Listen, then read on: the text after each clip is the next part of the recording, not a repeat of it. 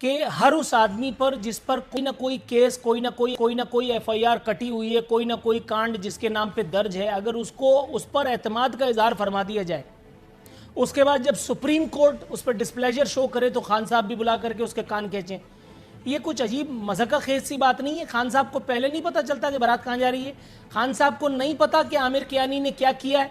खान साहब को नहीं मालूम था कि एक आदमी जो सुप्रीम कोर्ट से रांदा दरगाह हुआ है, जहांगीर तरीन नाम का, वो उनके बगल में बैठ करके क्या क्या खेल खेल सकता है? खान साहब तो शुरू दिन से सिर्फ कलाम पाक उठाना रह गया था जुल्फ़िकार मिर्ज़ा की तरह, बाकी तो उन्होंने कोई कसर नहीं छोड़ी थी जहांगीर तरीन की मासूमियत के बारे में गीत गाने के लिए। तो मुख्तसरन अगर आप अहाता करें, फिर मैं अखुनज़ादा चट्टान साहब के पास जाऊँ। देखिए, आप अगर 2018 से पहले के कुछ साल अगर आप दोबारा उसको रिव्यू करें तो सबसे ज़्यादा जो फ़ाल मेंबर थे पीटीआई में और जो क्लोज थे प्राइम मिनिस्टर के, वो जहांगीर तरीन थे।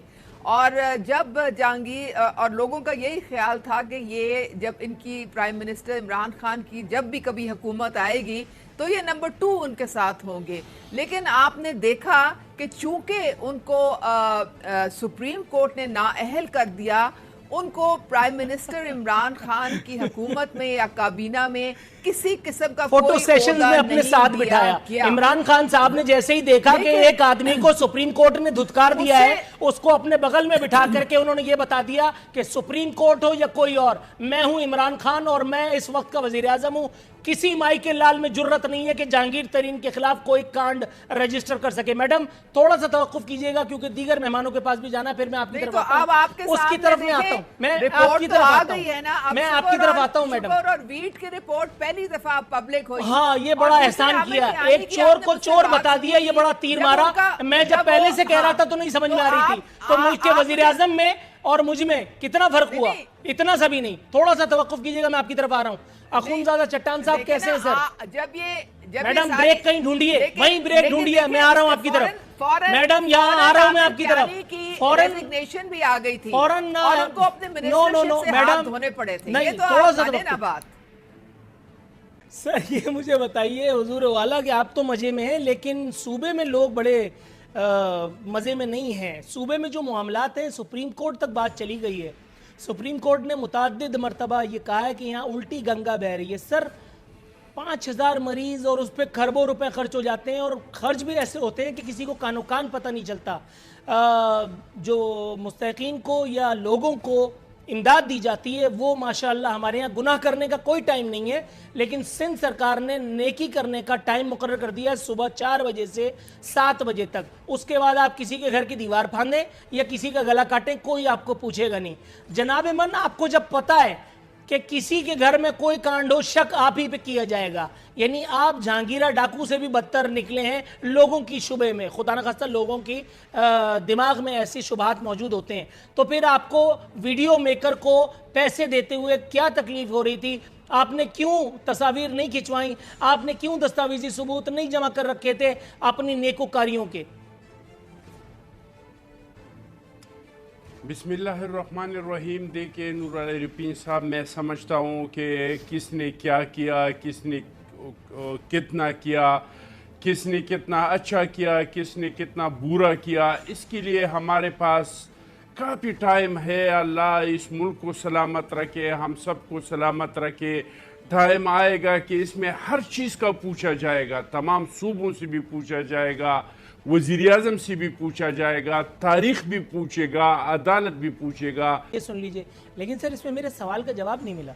मैंने ये पूछा था कि नेकी के लिए सिर्फ सुबह 4 से 7 का टाइम, और बाकी टाइम फिर जो भी फांदेबाजी करे आदमी, उसका कोई सबूत, कोई मामलात कुछ तो होने चाहिए ना? नहीं है सर, थोड़ा सा तवक्कुफ अगर आप फरमाएं। मोहतरमा उज़्मा कारदार साहिबा, ये सही है, कोरोना से जो मर जाए, अव्वल तो मरने वालों की तादाद वो नहीं है अल्हम्दुलिल्लाह जो एक्सपेक्ट की जा रही थी। डॉक्टर ज़फ़र मिर्ज़ा ने ये फरमान जारी कर दिया है, जो मर जाए वो कोरोना का ही पेशेंट है। ये एक नया फार्मूला निकाला गया है।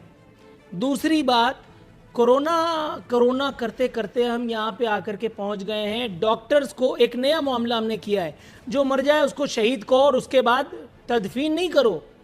माज़अल्लाह, तौबा इस्तग़फ़ारी जुमला कहते हुए भी हया आती है, लेकिन इसके अलावा चारा कोई नहीं है कि तदफीन के बजाय जिस्म को जमीन में गाड़ दो। ये कौन सा नया चलन है इस नाम नेहाद रियासत मदीना में? शहीद कह करके लाशों की तौहीन की जा रही है। दूसरा, डॉक्टर्स को चने की झाड़ पे चढ़ाया और हिफाजती सामान नाम की उनके पास कोई चीज़ नहीं। अगर वो हिफाजती सामान के मुतकाजी होते हैं तो उन पर डंडे बरसाए जाते हैं। कोई ऐसी दलील दीजिए कि आदमी नाच जाए, उसको मजा आ जाए। मुख्तसरन यादें माजी अजाब है यार। अब चलो, ये 70 young साल का doctors FIR को खुलने वाली जितने है। डंडे हाँ, 70 नून साल लीग में ने होते हैं। मारे, मैं भी उन डंडे खाने वालों में शामिल हूँ उनके साथ। वो तो बाद में लड़ लिएगा ना, आप मेरे शुरू में, सवाल पे आ जाइए। हमारे पास शुरू देखें, अब कोरोना पे वापस आ जाएं।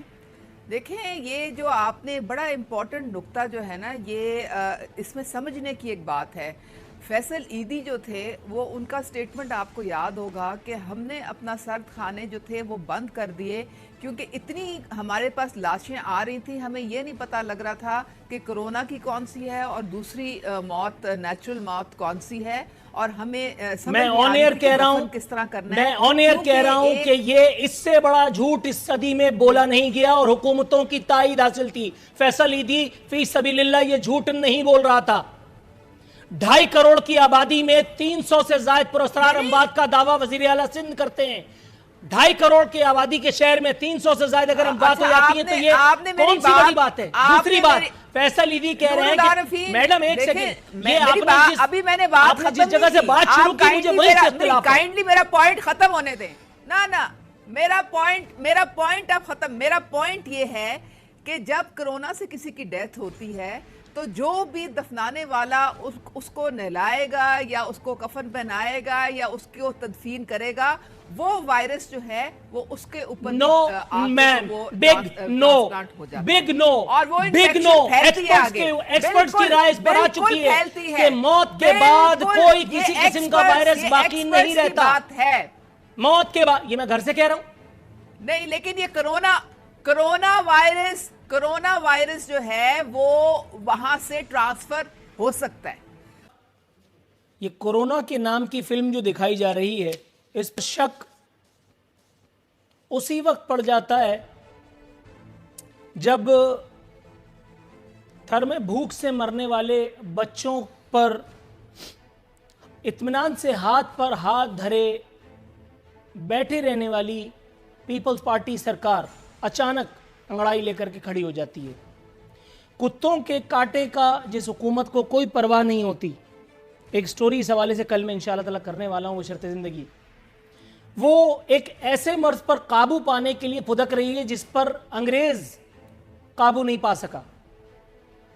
जनाब मन कुछ तो ये बताइए, फिर वो जो शक और शुबे की बाल्टियां उंडेली गई इस एक मामले पर, वजीर आजम के गैर मुकर्रर करदा PRO, एक नाम नेहाद जय्यद सहाफ़ी जो झूठ बोलने में अपना मलका नहीं रखते, उन्होंने बताया 60,000 केस, 61,000 केसेस जो हैं उनको टेस्टिंग उसमें की गई और 5 लाख लोग मुतासिरा नजर आए।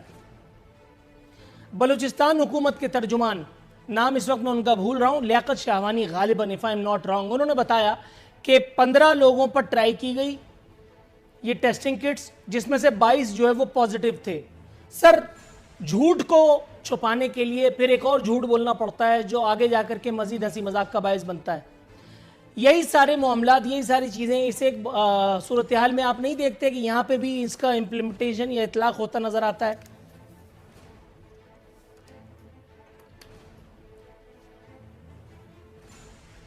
देखिए जी, अब ये जो कोरोना वायरस है,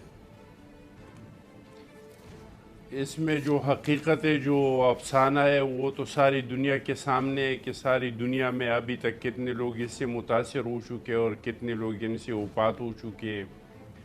जहाँ तक थर का ताल्लुक़ है तो अल्हम्दुलिल्लाह, अब अगर किसी टाइम रख ले, सिर्फ थर पे रख ले और आप मेरे साथ बैठ जाए और मैं आपको बता दूंगा कि पहले तर क्या था और अब तर क्या है, तर में क्या क्या हुआ है, कितने सड़कें बने, एयरपोर्ट बना है, वहाँ पे बिजली के, फिर तर के लोगों में इसको रोज़गार, कितने वाटर के इन लोगों को मिले हैं। वो किसी टाइम इस पे भी आप प्रोग्राम रख लें। लेकिन ये है कि इस बीमारी से, ये इंतहाई ख़तरनाक बीमारी है,